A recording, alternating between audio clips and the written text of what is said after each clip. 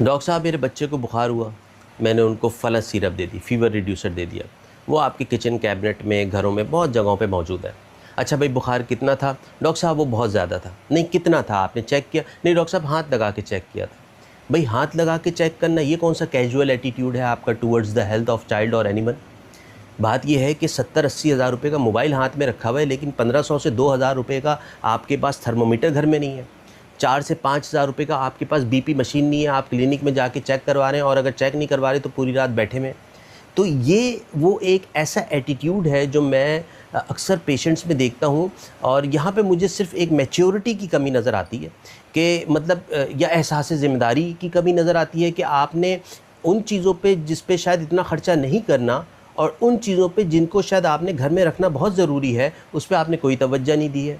تو بیسیکلی اس ویڈیو کا مقصد یہ ہے کہ بھائی اگر ہم اسپیسیفکلی اگر میں آج بخار کی بات کروں تو بخار میں فیور ریڈیوسر دینا کوئی عقل مندی نہیں ہے۔ ہاں ایمرجنسی میں آپ فوری طور پہ دے کے اس پہ پھر ڈاکٹر کے پاس جائیں اور اس کو دکھائیں، اس کا ریزن پتہ کروائیں کہ کیا ہے، اس کے بعد اس چیز کا علاج کروائیں۔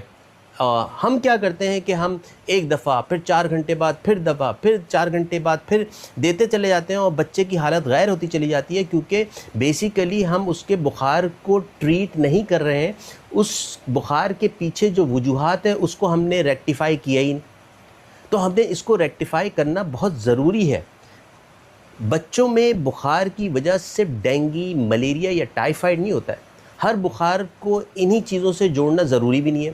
بخار کے پیچھے بہت سی اور وجوہات بھی ہو سکتی ہیں۔ اگر کوئی بچہ 7 دن سے کم کا بخار لے کر کلینک میں آتا ہے تو ملیریا اور ٹائیفائڈ کے ساتھ ساتھ کامن وائرل انفیکشن کا بھی ضرور ہمیں سوچنا چاہیے۔ اب یہاں پہ یہ گفتگو میری تھوڑی سی ہمارے ساتھی ڈاکٹرز کے ساتھ بھی ہے۔ بخار کے ساتھ اگر کچھ خاص نشانیاں لوکلائز سائن اگر آپ کو نظر آ رہی ہے تو وہ آپ کو وجہ سمجھنے میں اس کی مدد مل سکتی ہے۔ مثال کے طور پر اگر بچے کو بخار کے ساتھ چڑچڑاپن ہے، اریٹیبلٹی ہے، اور کان میں درد بھی ہو رہا ہے، تو ممکن ہے کہ کان کا انفیکشن ہو بھائی۔ اگر بخار کے ساتھ لگاتار ناک بہہ رہی ہے، نیزل ڈسچارج ہے، تو سائنس انفیکشن کا امکان بھی ہو سکتا ہے۔